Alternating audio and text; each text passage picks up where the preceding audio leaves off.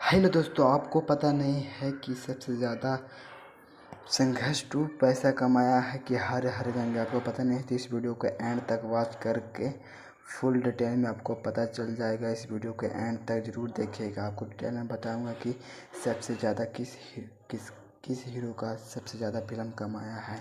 पहला दिन हर गंगे पवन सिंह का मूवी 5 से 8 लाख कमाया है और खेसारी लाल यादव का मूवी 8 से 10 लाख कमाया है।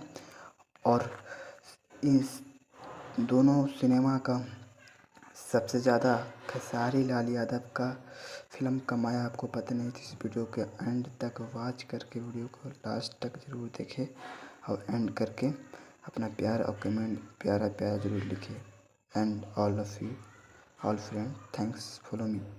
इसी तरह प्यार आशीर्वाद देते रहे अपना दोस्त। वो दिल से धन्यवाद। इसी तरह प्यार देते रहें।